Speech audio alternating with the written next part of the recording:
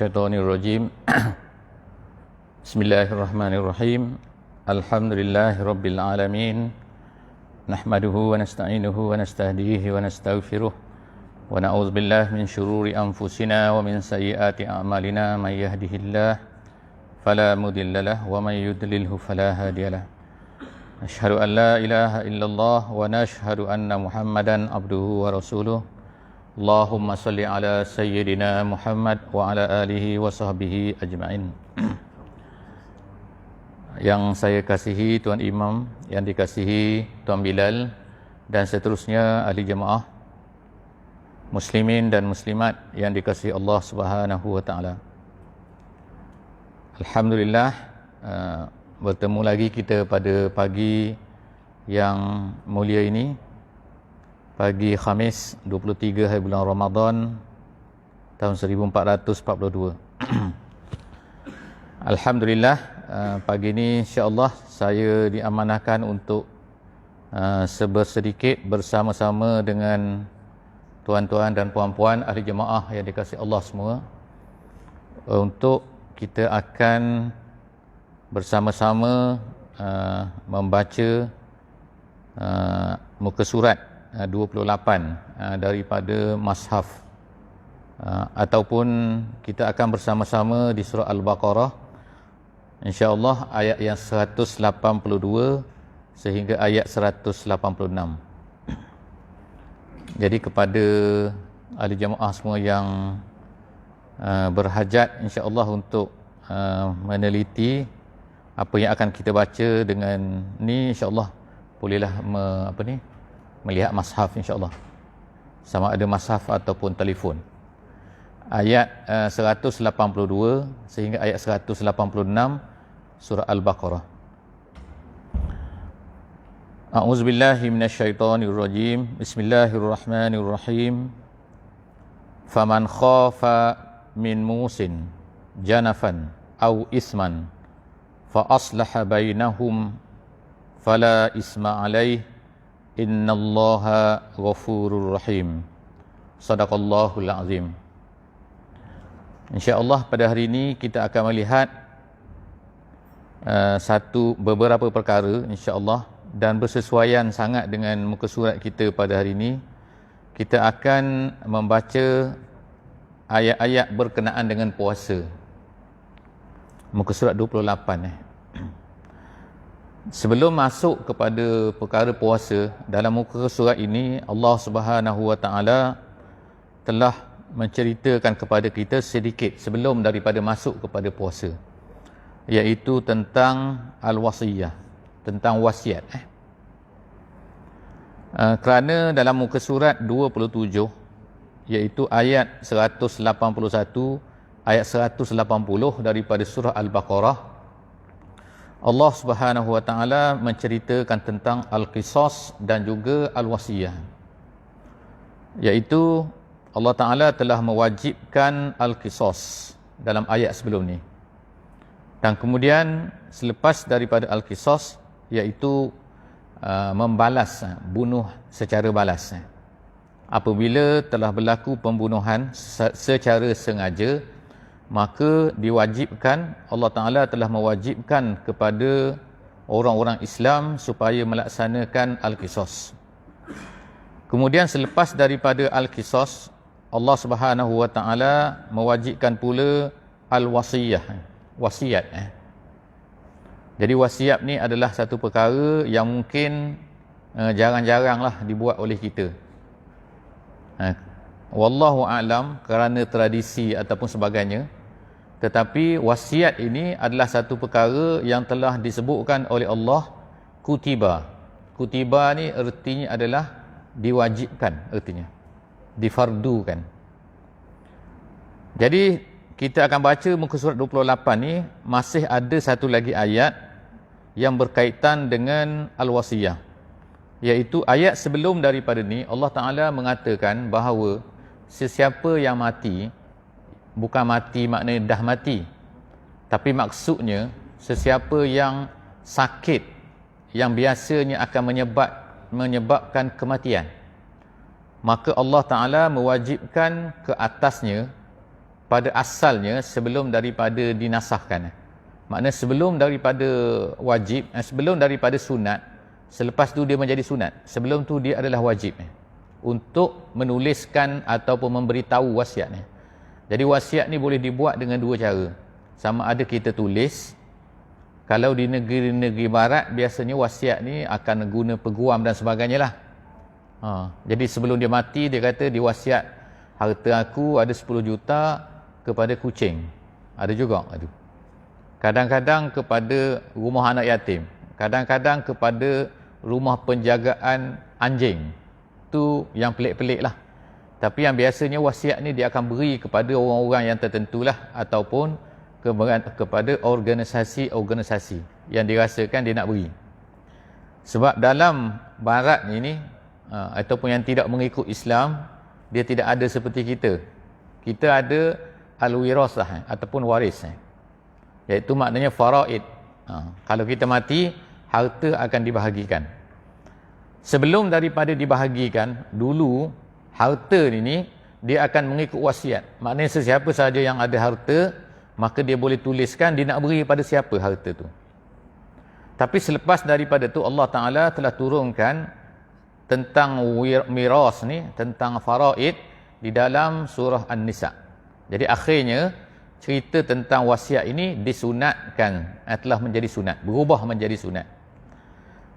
Cuma dalam ayat yang akan kita baca pada pagi ni, muka surat 28 ni, Allah Subhanahu Wa Ta'ala berkata, menceritakan tentang kalau wasiat ni diberikan kepada seseorang, ertinya katakan si mati ni M kata. Jadi orang yang menerima wasiat tu orang yang mendengar, dia wasiat kepada siapa? Jadi kita katakan si A. Tapi biasanya dia tidak berwasiat kepada si A, dia hanya memberitahu kepada si A supaya wasiat ini diberikan kepada si B kata. Jadi kita panggil sini adalah M tu mati, yang nak mati, yang telah mati.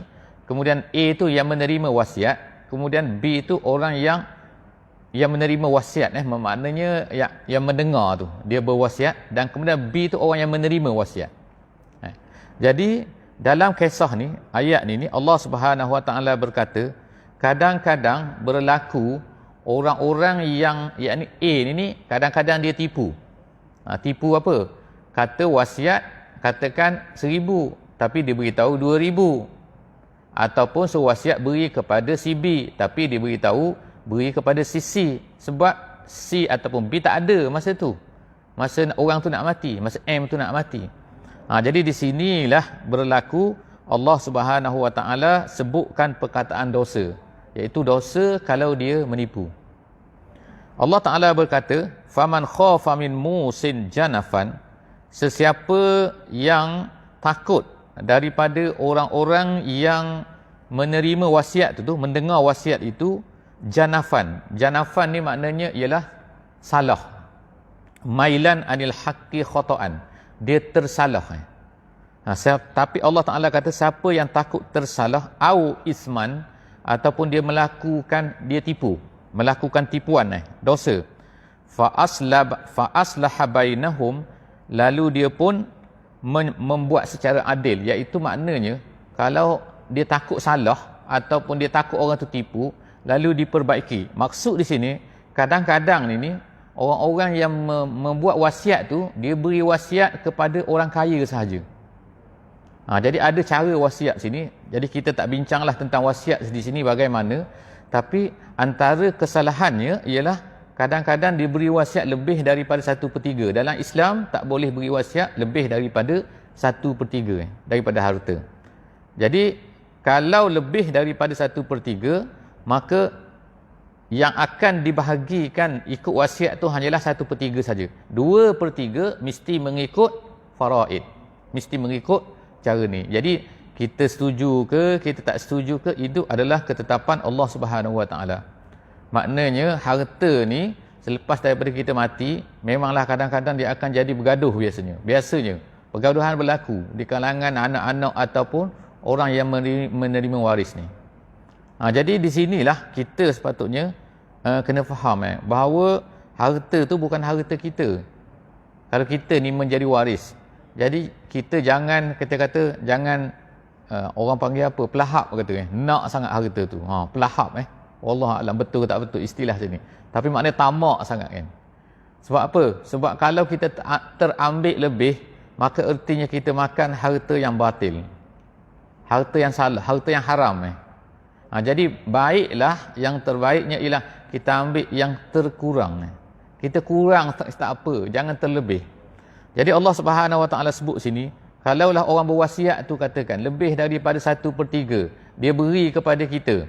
Wasiat ni maknanya ialah dia beritahu kalau aku mati beri kepada si A, si B, si C macam tu. Kalau dia beri semasa hidup tu tak panggil wasiat itu dipanggil hebah. Masih hidup dia dah bagi dah. Yang ni aku beri pada kau. Ini aku beri pada kau. Jadi tu tak jadi masalah. Tu tak dikira 1/3. Yang 1/3 ialah kalau dia kata kalau aku mati, maksud selepas daripada mati aku.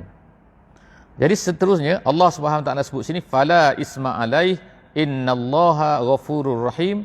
Jadi kalau dia beri lebih daripada 1/3, katakan sebagai contohnya, maka orang yang mendengar wasiat tu hendaklah jangan beri lebih daripada 1/3. Mestilah cukup-cukup 1/3 saja. Itu maksud ayat 182. Seterusnya insya-Allah kita akan masuk ayat 183 Ayat 183 ni adalah tentang puasa. Ni yang sedang berlakulah pada kita, yang sedang kita laksanakan. Jadi cantiklah kita kata ayat ni sekarang ni kita baca hari ni muka surat 28 adalah ayat yang berkenaan dengan puasa. Allah Subhanahu Wa Taala berfirman, Ya ayyuhallazina amanu kutiba alaikumusiyam kama kutiba alal ladzina min qablikum la'allakum tattaqun. Wahai orang-orang yang beriman. Jadi kita sebut biasalah iaitu apa? Apabila Allah Taala ni dalam Quran kadang-kadang dia guna ya ayyuhan nas kadang-kadang. Kadang-kadang dia sebut ya ayyuhallazina amanu. Bila ya ayyuhan nas artinya wahai manusia. Tapi kalau ya ayyuhallazina amanu wahai orang-orang yang beriman. Dia ada beza situ. Nas tu bila disebut nas tu maknanya semua manusia. Kalau binatang tak perlu dengar lah. Ini untuk manusia saja. Wahai manusia semua, dengar sini. Itu. Kalau Allah Ta'ala kata, wahai orang-orang yang beriman, artinya kalau seorang itu rasa dirinya beriman, maka sepatutnya dia dengar. Apa yang sepatutnya dia dengar sini? Allah Ta'ala beritahu kutiba. Kutiba maknanya ditulis. Dalam Quran biasanya diguna perkataan ditulis untuk merefer kepada furida, difardukan, diwajibkan. Kenapa? Kenapa digunakan ditulis? Sebab bila disebut ditulis, nak menunjukkan bahawa perkara yang difardukan ni fardu sungguh-sungguh. Bukan fardu main-main maksudnya. Sebab kalau satu benda yang tertulis tu maknanya kita sungguh-sungguh lah. Sebagai contoh dia katakan, ditulis tu. Kita terima zakat tu, tu dia tulis itu. Dibagi resit. Itu maknanya bersungguh-sungguh mana. Kalau dia kata dia ambil duit, kemudian dia kata dia tak tulis apa-apa. Mana resit kata, tak apalah, tak perlu tulis. Dia kata. Itu macam, betul ke ni duit ni pergi ke mana nanti? Itu contohnya. Jadi bila tulis ni maknanya bersungguh-sungguh. Bila ada dokumen. Jadi sebab tu dalam bahasa Arab dia gunakan kutiba untuk merefer kepada yang ditulis, yang diwajibkan secara bersungguh-sungguh. Jadi Allah SWT kata, kutiba alaikumusiyam, di atas kamu, diwajibkan ke atas kamu berpuasa. Sebagaimana kama kutiba, sebagaimana diwajibkan ke atas orang-orang yang sebelum daripada kamu, la'allakum tattaqun, iaitu semoga kamu ini takut, kata. Takut kepada apa? Dalam tafsir kata, iaitu takut kepada maksiat. Jadi puasa ni dia akan menjadikan orang itu takwa. Maksud takwa sini dia kata ialah takut kepada maksiat. Kenapa? Kerana asas kepada maksiat ni, ulama tafsir kata ialah kenapa seseorang tu melakukan maksiat? Kerana syahwat. Syahwat ni menurut Imam Al-Ghazali, syahwat ni bukanlah maksudnya ialah nafsu seks sahaja, tapi dia ada 3 nafsu kata Imam Ghazali. Yang pertama sekali ialah nafsu perut, dia kata. Nafsu perut maknanya nafsu makan. Nak makan, nak minum. Sebab apa kita kadang-kadang tu orang pergi tu jauh. Nak pergi ke mana? Pergi ke Kuala Belait. Kita kata Kuala Belait lah, jauh sikit sini. Tak adalah kan jauh daripada tu. Kalau jauh lagi tak boleh pergi. Border tutup sekarang. Jadi kita pergi Kuala Belait kenapa? Kadang-kadang orang pergi jauh tu kerana dia kata ada satu kedai di situ tu sedap, dia kata. Oh, kita pergi ke Tutong, kata Tutong dekat sikit lah separuh kan. Sebab apa? Kedai tu sedap, just nak makan je. On the way balik lapar semula. Jadi maknanya kan orang sanggup. Kalau di tempat saya tu kadang-kadang 100 km, 200 km. Sebab apa? Sebab viral. Kedai tu sedap. Jadi orang pergi. Makan mie je kadang-kadang tu. Makan pun bukan boleh makan sampai 1 lori. Makan penuh perut, kenyang, dia berhenti lah. Tapi jadi orang sanggup pergi kerana apa? Itu nama dia nafsu. Imam Ghazali kata al-batni. Nafsu perut. Kerana nak sedap kan tak? Nak sedap makan. Yang kedua Imam Ghazali kata nafsu seks. Nafsu seks ni kita faham lah, tak perlu ceritalah.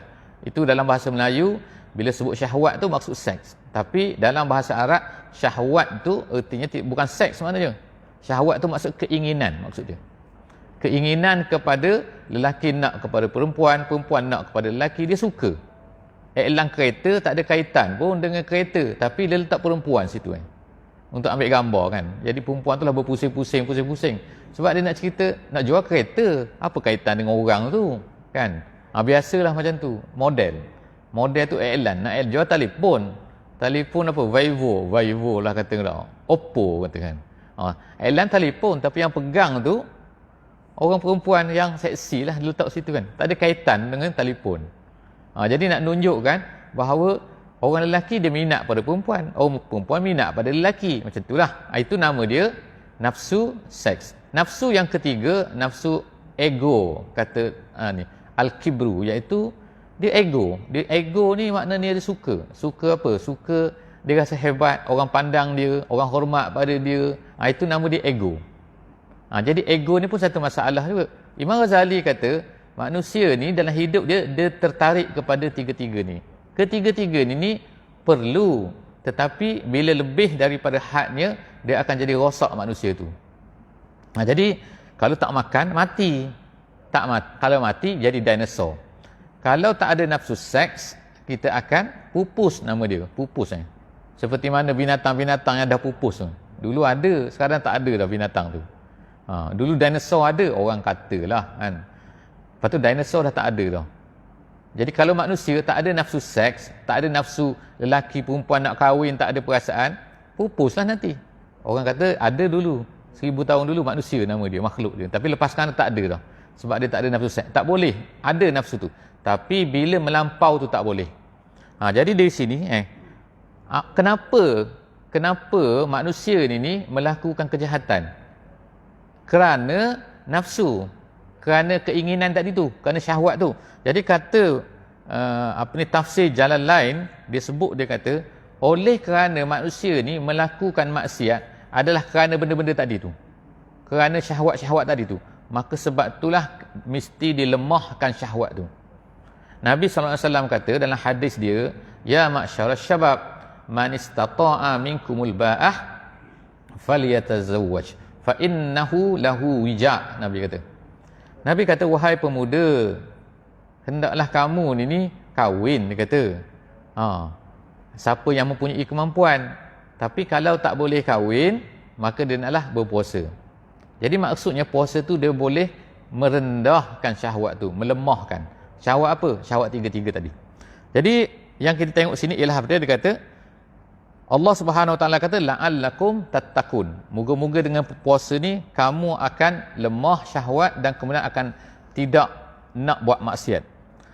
Ayyaman ma'dudat. Allah Taala kata puasa ni taklah berapa hari sangat, hanyalah ayyam, beberapa hari yang ma'dudat. Ma'dudat maksudnya sedikit, maksud dia qalail, ataupun hari-hari yang tertentu sahaja, iaitu bulan Ramadan lah kita kata.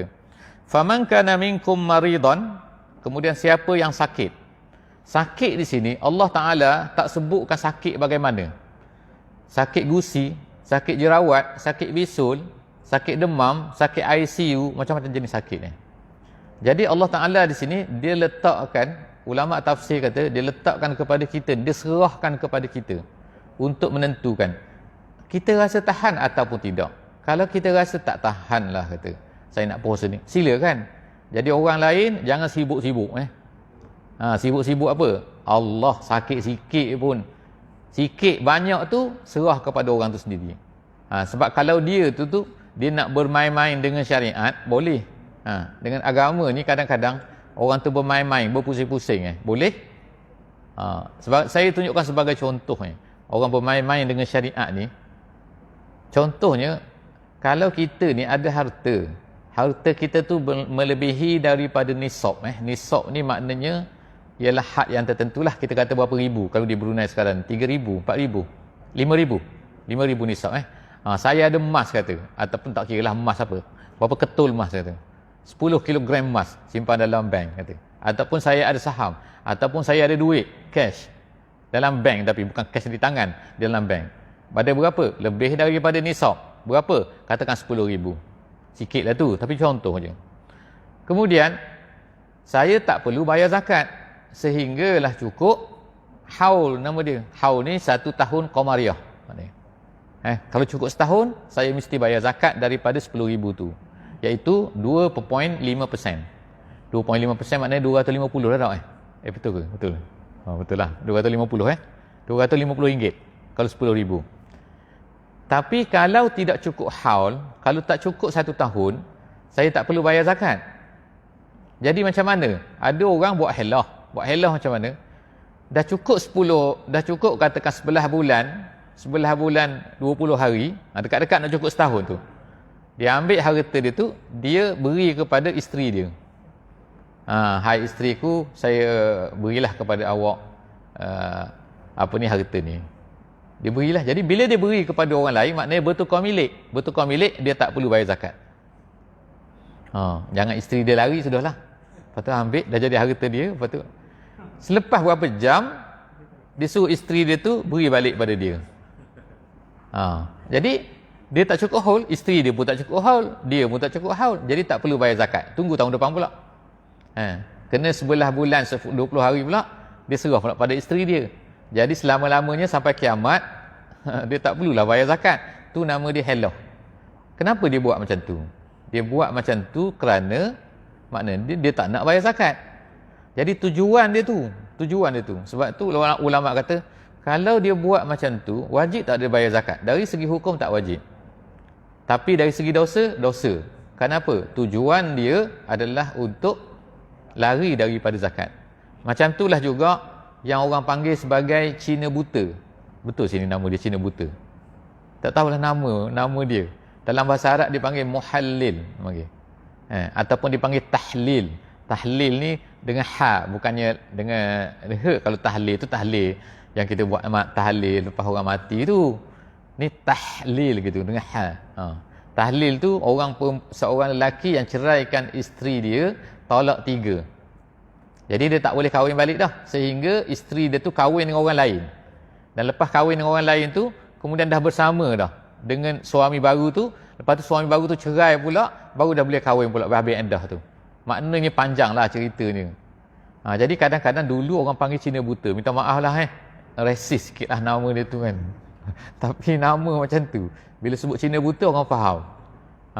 Jadi boleh tak boleh tu, mengikut mazhab Syafi'i, dari segi boleh, memang dia boleh kahwin semula dengan isteri dia tu. Selepas daripada pusing, maka dia boleh kahwinkan balik. Tapi buat macam tu adalah haram.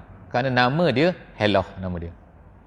Jadi helah ni begitulah juga berkenaan dengan sakit ni. Sakit tak berpuasa. Jadi kita tak bolehlah orang lain menyibuk dengan orang yang sakit tu. Dia sendiri yang tahu adakah dia ni betul-betul sakit yang menyebabkan tak mampu berpuasa atau tidak. Tu. Jadi Allah Ta'ala sebut sini cara umum sahaja, iaitu man kana minkum maridan au ala safarin. Ala safarin maknanya bermusafirlah. Menurut jumhur ulama kata ialah lebih daripada 2 marhalah, iaitu musafir qasar sembahyang. Jadi kalau seorang tu sakit ataupun musafir, fa'iddatum min ayyamin ukhar, maka hendaklah dia mengulanginya ataupun mengqadanya pada hari-hari yang lain, iaitu mengikut bilangan yang dia tinggalkan. Wa 'alal ladzina yutiqunahu, dan ke atas orang-orang yang yutiquna. Yutiqu ni kalau dalam bahasa ni, dalam tafsir kata dia ada la muqaddar situ La, dia ada la situ, la yutiquna gitu. Jadi ke atas siapa? ke atas orang-orang yang tidak mampu, maksud dia. Ke atas orang-orang yang tidak mampu, tak mampu apa? Tak mampu berpuasa, fidyatun ta'amu miskin, maka dia hendaklah membayar fidyah. Jadi kita semua masyhur lah cerita pasal fidyah ni. Maka orang-orang tua yang tak mampu dah, dia rasa macam dia dah tua sangat dah, kalau selepas ni dia tunggu pun dia tak akan dapat berpuasa juga. Pada adatnya dia akan keadaan macam tu lah, kena stroke, kena apa dan sebagainya kan, terlantar, lepas tu kemungkinan macam nak mati je mungkin lah, gitulah lebih kurangnya. Maka dia kena bayar fidyah, ta'amu miskin, dengan memberi makan kepada orang miskin. Faman tatawwa'a khairan, jadi selepas daripada tu Allah Ta'ala kata sesiapa yang tatawwa'a khairan, iaitu apa? Tatawwa'a tu makna dia ni nak bersedekah lebih, iaitu dia nak beri fidyah tu lebih. Dia sama jugalah dengan zakat. Zakat fitrah kita kena bayar RM2.84, betul RM2.84.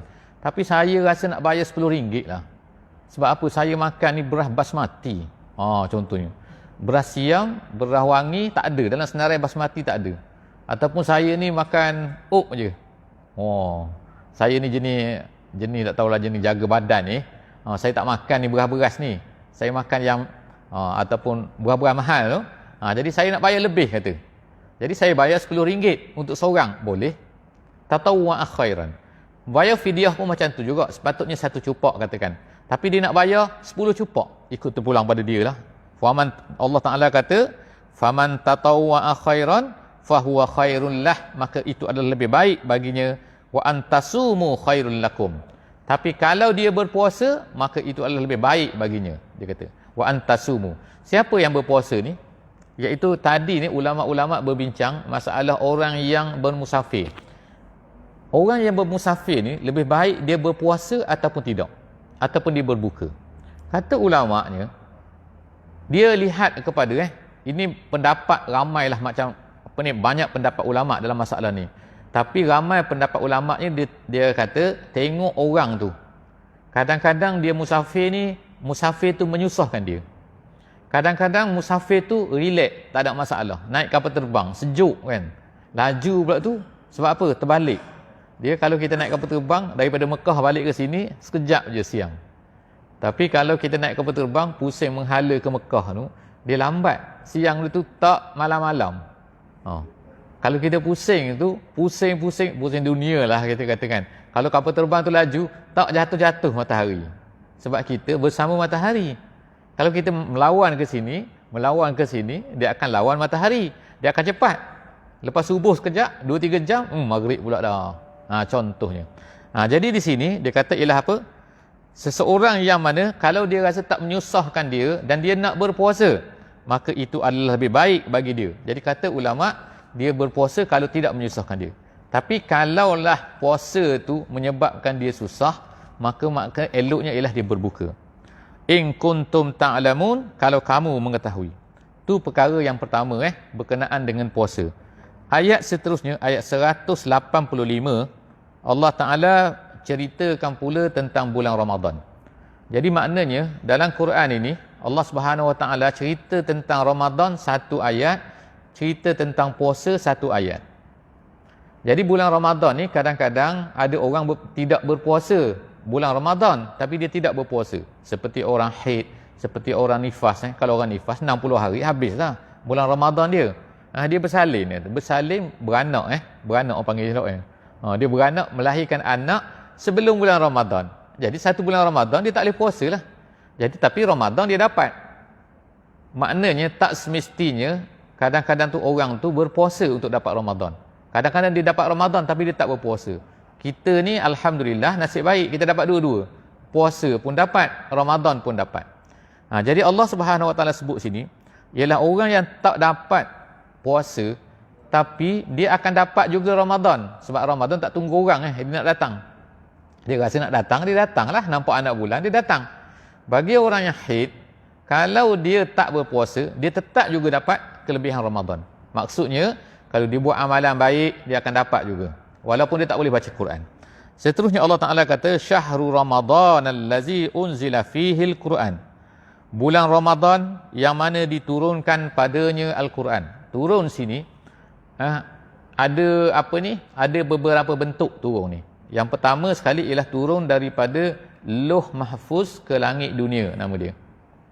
Daripada langit dunia barulah dia turun kepada Nabi kita sallallahu alaihi wasallam. Jadi turun daripada Lauh Mahfuz ke langit dunia, turun tu sekaligus. Itu yang dikatakan inna anzalnahu fi lailatul qadri. Kemudian yang turun kepada Nabi Muhammad sallallahu alaihi wasallam tu pertama kalinya pada nuzul Quran 17 hari bulan Ramadan tu. Tapi turun di situ hanya beberapa ayat saja, Iqra saja. Yang lain tu belum turun lagi. Yang lain tu ambil masa 23 tahun.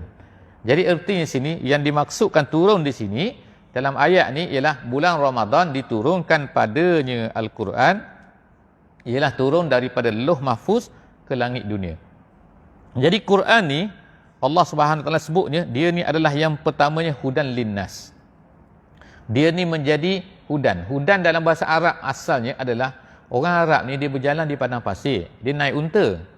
Padang pasir ni kalau orang pergi ke laut kalau orang pergi ke laut, dia akan tahulah laut ni dia tak tahu dah mana timur mana selatan. Kalau tak ada matahari, kalau waktu malam dia pening macam tu lah. Sebab apa? Nampak sama je laut ni. Kita ni laut betul lah. Bukan laut pergi tepi depan apa ni, depan muara tu bukan. Itu nampak lagi. Nampak labuan, nampak apa. Ni kalau tak nampak apa-apa, masuk laut betul-betul dia tak nampak apa-apa. Jadi sebab itulah orang ke laut ni kalau tak ada navigation tu, tak ada apa, dia boleh sesat. Dia tak tahu nak pergi ke mana tadi. Jadi padang pasir sama juga. Kalau kita pergi, orang pernah pergi ke Mekah kan, di antara Mekah dan Madinah tu kan, kita tengok padang pasir, tak ada bandar, tak ada apa, kita melalui jalan raya. Cuba pergi tengah-tengah padang pasir tu, dia tak tahu dah timur selatan mana, barat mana, tak tahu dah. Sebab itulah maka dia perlukan, orang Arab zaman dulu dia perlukan seorang yang bernama Hadi, nama dia. Hadi tu ialah orang yang menunjuk jalan. Orang tu memang mahir, dia tahu nak pergi ke mana, nak pergi ke Mekah ke Madinah, macam mana dia tahu, macam mana dia tak sesat, sebab dia tahu bukit ni, lepas ni bukit ni dia akan lalu sini, lepas tu lalu sini, lepas tu lalu sini. Itu orang tu nama dia Al-Hadi, nama dia. Jadi daripada perkataan inilah Allah Ta'ala menamakan Quran ini sebagai hudan. Hudan tu petunjuk. Jadi petunjuk ni kita tahu, bila ada petunjuk ni, kita sekarang ni kalau kilometer tu kita Kuala Belait, kita kata Kuala Belait berapa? 50 kilometer. Kita tahu juga itu penunjuk juga, tu nama dia. Sebab apa? Dia tunjukkan kepada kita sekarang ni kita menuju ke Kuala Belait 50 kilometer lagi. Jadi Quran ini dia menunjuk, memberi petunjuk kepada manusia. Hudan linnas, dia macam itulah, dia beritahu yang ni betul, yang ni tak betul. Jadi sebab itulah kita sebagai orang Islam sangat-sangat perlu kepada faham Quran ni. Supaya apa? Quran ni boleh tunjuk kita. Kalau tak, macam mana nak tunjuk kita kalau kita tak faham bahasa dia? Macam orang apa ni naik atas highway, naik atas jalan tapi tak tahu gambar tengkorak. Sini tak ada tengkorak lah. Tengkorak ni biasanya ialah tanda jalan raya menunjukkan kawasan jalan ni bahaya, ramai orang mati, gitu. Tapi dia tengok tengkorak, dia kata, ini tengkorak ni, ini kawasan kubur berhantu kot. Jadi dia laju, mati dia, terjun parit tu. Tu nak kata tak faham. Jadi kita ni Quran ni kena faham maksudnya. Kalau tak, macam mana kita nak jadikan dia pemandu kita? Jadi hudan linnas, Allah Ta'ala kata. Yang pertama Quran ni adalah hudan linnas. Kemudian bayyinatim minal huda. Bayyinat tu ialah maknanya ayat-ayat tanda-tanda maksudnya. Yang tadi tu hudan tu petunjuk. Kalau bayyinat tu ialah tanda-tanda. Di mana tanda-tanda dalam Quran ni? Quran ni jadi tanda. Tanda apa? Tanda kewujudan Allah Subhanahu Wa Taala. Tanda keesaan Allah Ta'ala. Tanda kekuasaan Allah Ta'ala. Tanda ilmu Allah Ta'ala. Semua sifat-sifat 20 tu, kalau kita belajar tu, letak di sini. Tanda. Dia menjadi tanda satu tu. Tanda-tanda daripada petunjuk wal furqan. Yang ketiga, Allah Ta'ala sebut ni, Quran ni adalah furqan. Furqan tu maksudnya pembeda maknanya. Yang membezakan, yang ni salah, yang ni betul. Yang ni betul, yang ni salah. Yang ni harus, ini perlu buat, yang ni tak perlu buat. Yang ni tak boleh, ni mesti tinggalkan. Jadi begitulah juga ketiga-tiga perkara ni, maka kita perlu fahamlah. Maknanya selepas daripada kita baca Quran, kita cuba untuk faham Quran ni, untuk dapat tiga-tiga tu. Faman syahida minkumus syahra falyasum. Allah Ta'ala kata sesiapa yang syahida. Syahida tu maksudnya hadir, maknanya wujud di dalam bulan Ramadan ni. Dalam keadaan dia ni cukup syarat-syaratnya, maka wajiblah ke atasnya berpuasa. Fal yasumhu. Fal yasumhu dalam bahasa Arab, lam tu tanda wajib. Lam tu. Asalnya yasumu berpuasa. Fal yasum, hendaklah dia berpuasa, iaitu orang tadi tu. Wa man kana maridan aw ala safarin. Diulang sekali lagi. Ulang sekali lagi apa? Orang-orang yang sakit. Siapa yang sakit? Dan orang-orang yang berada dalam permusafiran. Dia musafir. Fa'iddatum min ayyamin ukhar. Hendaklah dia mengira hari-hari yang ditinggalkan dan kemudian dia nak ulang balik hari-hari tersebut. Jadi ulama kata, kenapa diulang perkara ni? Kenapa diulang? Tadi dah sebut sekali. Sekarang ni disebut sekali lagi. Setengah ulama mengatakan macam ni dalam penafsiran dia. Dia kata, dulu puasa ni diwajibkan pada tahun 2 Hijrah. Nabi kita tinggal di Madinah 10 tahun. 13 tahun. Kemudian di Mekah 13 tahun, minta maaf. Di Mekah 13 tahun. Kemudian di Madinah 10 tahun. Puasa Ramadan ni diwajibkan pada tahun yang kedua Hijrah. Artinya selepas daripada 17 tahun Nabi dah Islam. Islam 17 tahun barulah puasa ni wajib. Kemudian sebelum daripada tu awal-awal Islam wajib tak? Tak ada yang wajib. Yang wajibnya apa? Sembahyang saja satu. Yang lain 3 lagi tu, 4 lagi tu, 3 lagi, puasa, zakat, haji, semua tu selepas Nabi kita sallallahu alaihi wasallam berhijrah ke Madinah. Tapi semasa awal Islam, setengah ulama kata orang Islam digalakkan berpuasa masa di Mekah. Jadi walaupun tak diwajibkan semasa bulan Ramadan, tetapi disunatkan bagi mereka berpuasa pada bulan Ramadan. Bila? Semasa berada di Mekah. Tetapi kalau orang tu tak nak berpuasa, tak apa. Apabila sampai ke Madinah, maka turunlah ayat yang kedua ni, iaitu ayat 185. Iaitu kata apa? Faman syahida minkumus syahra falyansum. Siapa yang berada di dalam bulan Ramadan, hendaklah dia berpuasa. Jadi ertinya sini tak ada chance lagi dah. Bukan sunat-sunat dah. Sekarang ni dah jadi wajib. Iaitu tahun yang kedua Hijrah. Setengah-setengah orang, setengah-setengah sahabat pada masa tu, bila Allah Ta'ala kata dah wajib, artinya semua orang mesti berpuasa lah. Orang sakit macam mana? Jadi sebab itulah diulang sekali lagi dalam ayat 185 ni untuk memberitahu bahawa kalau sekiranya kamu sakit, maka kamu tak perlu berpuasa. Tak seperti ayat tadi. Ayat yang atas tu. Jadi itu nama dia, ada nasakh, ada mansukh dalam Quran. Ada perkara-perkara yang telah dinasahkan.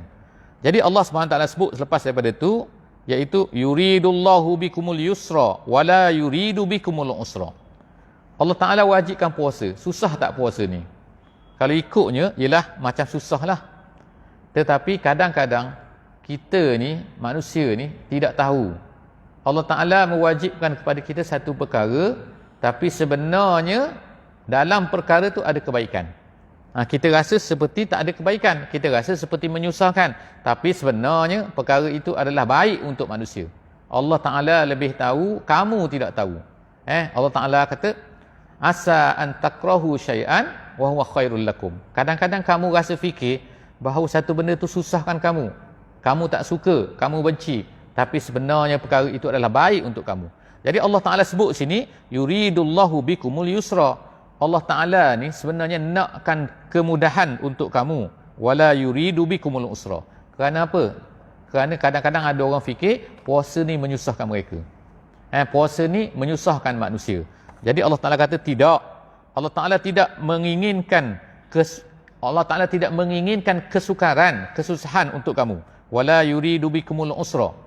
Jadi kalau kita fikir elok-elok, kalau kita yakin, kalau kita beriman betul-betul, kalau kita tahu Allah Ta'ala tu lebih tahu daripada kita, mesti kita yakin bahawa bila Allah Ta'ala menyuruh kita berpuasa, mestilah puasa itu ada kebaikan untuk kita. Kadang-kadang kita nampak, kadang-kadang kita tak nampak. Kadang-kadang kita tahu, kadang-kadang kita tak tahu sebabnya. Jadi sebab itulah bila Allah Ta'ala beritahu kita buat sesuatu, maka buat saja. Jangan banyak. Nabi Ibrahim alaihissalam, dia disuruh menyembelih anaknya Ismail. Padahal dia tu dah tua Nak dapat anak bukan main susah. Tiba-tiba dapat anak Ismail. Bila dapat anak Ismail, tiba-tiba disuruh sembelih pula dah. Dah lah susah dapat anak. Lepas tu disuruh sembelih pula. Apa Nabi Ibrahim buat? Terus dia cerita kepada anak dia, dia kata, semalam aku bermimpi, aku lihat aku sembelih kamu. Jadi, unzur maza tara, dia kata. Kamu rasa macam mana? Ya, Nabi Ibrahim kata apa? Nabi Ismail kata, aku insya-Allah akan menjadi orang-orang yang sabar. Itu bersabar, terima saja apa yang Allah Taala suruh. Jangan banyak cakap, jangan banyak komen. Sebab apa? Mesti ada sebab Allah Taala menyuruh kita dengan sesuatu perkara.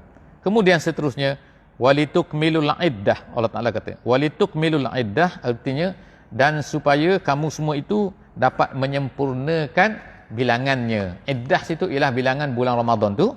Kemudian walitukabbirullaha ala ma hadakum. Dan kemudian supaya kamu dapat bertakbir di atas apa yang telah diberi oleh Allah Taala kepada kamu selepas daripada kamu menyelesaikan puasa bulan Ramadan. Artinya takbir di sini disebutkan oleh Allah Taala, sebab itulah kita ada takbir nanti pada hari raya. Jadi hari raya nanti kita ada takbir. Ada dua jenis takbir, ada takbir mursal, ada takbir muqayyad. Itu semua tu akan diceritakan oleh imam kita lah, insya-Allah nanti hari nak takbir. Jadi bila boleh takbir, bila tak boleh takbir, itu semua insya-Allah nanti kita akan buat nanti. Tunggu bulan Syawal dulu. Jangan takbir dulu Jadi walitukabbirullaha ala ma hadakum. Artinya maknanya Allah Taala beri petunjuk kepada kita. Bila beri petunjuk tu? Sebab kita telah berjaya melaksanakan bulan Ramadan ni. Selepas daripada kita ni dapat berpuasa tu, seolah-olahnya kita dah dapat petunjuk daripada Allah Ta'ala.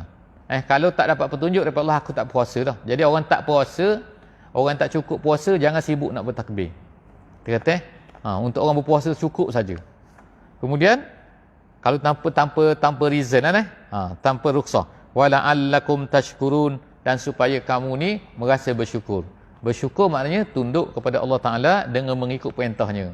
Bukanlah lepas daripada hari bulan Ramadan, lepas tu hari raya, habis batal semua pahala. Pahala dah lah sikit. Pahala puasa ni 10 sen je satu hari dapat. Dah sebab apa banyak sangat tengok TV, tengok movie, tengok apa benda semua, pahala pun turun. Dapat 10 sen satu hari. Kumpul dapat RM3. Hari raya. Hari raya pasang pula, tengok pula Astro sana Astro sini, contohnya kan tengok sini, tengok movie sini, habis hutang pula tu. Yang RM3 tu tengok RM10 kena bayar habis, jadi hutang RM7. Jadi tak balik modal, orang panggil bisnes rugi. Jadi sepatutnya kena peliharalah hari raya tu. Itu maksudnya wala'allakum tashkurun. Tashkurun tu maknanya gunakan apa yang Allah Taala beri pada kamu tu untuk mentaatinya. Wa iza sa'alaka ibadi anni qarib, ayat 186 satu ayat lagi. Minta maaf lah, satu ayat lagi. Jadi ayat ni turun dikatakan apabila ada satu kumpulan daripada sahabat bertanya kepada Nabi sallallahu alaihi wasallam. Dia tanya, ya Rasulullah, Allah ni jauh ke ataupun Allah ni dekat? Dia kata. Sebab kalau jauh kita nak bertempik, dia kata. Kalau dekat kita nak berbisik. Tu soalan dia. Jadi apabila mereka bertanya Nabi sallallahu alaihi wasallam, Nabi pun lalu diturunkan ayat ini. Ayat ni, wa iza sa'alaka ibadi, apabila hamba-Ku meminta kepadaku, berdoa kepadaku, anni daripadaku, fa inni qarib, sesungguhnya aku ini, apabila mereka bertanya kepada tentang aku, Allah Taala kata, maka beritahulah bahawa aku ini adalah dekat. Allah dekat tu macam mana? Kalau dalam setengah ayat Quran dia kata aqrabu ilaikum min hablil warid. Allah Taala kata ni. Allah ni lebih dekat kepada kita daripada hablil warid. Hablil warid ni orak ni. Orak apa orang panggil ni? Orak, dua orak ni. Kalau binatang kita nak sembelih tu kan dia ada dua orak ni. Orak darah sini. Ni. Orak apa? Wijan. Wadijan. Tu tak tahu bahasa Melayu panggil apa? Kalau tempat saya panggil orak mareh, kata. Mareh, betul Orang marih dia kata, ni dua orang sini. Sini halqum sini, ni orang makanan. Sini orang marih sini. Orang wadijan ni kata ni dua ni. Jadi Allah Taala kata dia lebih dekat kepada kamu daripada orang ni. Dalam satu ayat lain dia kata yahulu bainal mar'i wa qalbih. Allah Taala ni berada di antara hati dan dia. Antara hatinya dan dia. Dia tu mana? Inilah dia. Hatinya sini. Allah Taala tu berada di situ. Artinya apa situ? Yahulu bainal mar'i wa qalbih, iaitu sebelum daripada kita ni hati kita beritahu kepada kita ni sesuatu, Allah Taala dah tahu dah. Sebelum daripada kita memberitahu kepada hati kita, berapa second? Kosong. Kita nak bercakap dengan hati kita berapa second? Kitalah hatilah kita. Tapi Allah Taala berada di tengah tu. Dalam Quran kata. Jadi artinya Allah Taala tu lebih dekat. Tapi janganlah kata Allah tu di situ Allah tidak bertempat. Dia nak cerita tu Allah Taala tu dekat dengan manusia. Jadi tak boleh nak sembunyi. Nak sembunyi macam mana? Kalau nak sembunyi, awak kena buang hati awak tu dengan awak, pisahkan antara awak dan hati awak. Hati tinggal di rumah. Body datang ke sini gitu. Jadi tak ada hati datang. Barulah itulah contohnya. Jadi Allah Taala kata sini fa inni qarib, aku ini dekat. Kemudian ujibu da'watad da'i iza da'an, aku menyahut dakwah iaitu doa orang-orang yang berdoa apabila dia menyeruku, apabila dia meminta kepadaku. Falyastajibuli, maka hendaklah dia menyahut seruanku. Maksud dia menyahut seruanku tu maksud apa? Bukanlah aku panggil dia sahut, bukan. Tapi maksudnya apabila aku minta sesuatu perkara supaya manusia tu buat, manusia tu lakukan, hendaklah dia laksanakan. Allah Ta'ala minta contohnya sembahyang. Allah Ta'ala kata puasa. Allah Ta'ala kata buat baik. Allah Ta'ala kata beriman. Jadi kamu ni nak lari ke mana? Kamu ni nak minta pada aku, tapi apabila aku minta pada dia, dia tak nak beri, dia tak nak buat. Itulah kata manusia ni. Jadi Allah kata dia tu dekat. Jadi bila minta, aku akan beri apa yang dia nak, tapi mungkin lambat. Dan tapi kalau aku minta pada dia, maka dia adalah mesti falyastajibuli. Kemudian wal yu'minu bi, dan hendaklah dia beriman kepadaku. Beriman di situ, bukankah orang ni dah beriman? Bukankah kita dah beriman? Kenapa nak suruh beriman lagi? Jadi ulama kata sini, maksud dia sinilah idamatul iman. Dia kata idamatul iman maksudnya hendaklah berterusan dalam iman kamu. Makna berimanlah kamu kepadaku, artinya hendaklah kamu berterusan dalam iman, jangan berhenti. Rasa macam pagi ni tak nak beriman lah. Sebab hari ni nak pergi cocok ni. Nak pergi cocok benda ni, obat vaksin hari ni kata. Hari ni buka obat vaksin, saya tukang iklan pula. Kementerian Kesihatan saya. Bermula hari ni, siapa-siapa yang nak pergi cocok, nak pergi ambil vaksin secara sukarela, boleh pergi ke hospital. Kerajaan beri hari ni. Special. Tak perlu daftar nama. Siapa-siapa nak ambil lah. Jadi, dia kata, Allah Ta'ala kata beriman sini, maknanya beriman seterusnya. Beriman, jangan berhenti beriman. Walaupun apa terjadi. Supaya apa? Supaya wala tamutunna illa wa antum muslimun. Jangan kamu mati, takutnya kamu masa kamu tidak beriman, tiba-tiba kamu mati. Sebab itulah mesti beriman setiap masa. Gitu kan. Jadi samalah seperti dengan kita ni, ihdinas siratal mustaqim, kita minta doa kan. Masa kita baca Fatihah, ihdina. Kan aku dah dapat hidayat. Hidayat apa? Hidayat ni ada dua. Hidayat ni ada dua kan. Kita tak bacalah sini, kita baca kemudian insya-Allah. Hidayat tu ada dua jenis. Sebab itulah minta hidayat. Minta hidayat dalam Fatihah tu hidayat apa? Kemudian la'allahum yarshudun, moga-moga mereka ini akan mendapat petunjuk. Yarshudun tu yahtadun maksudnya.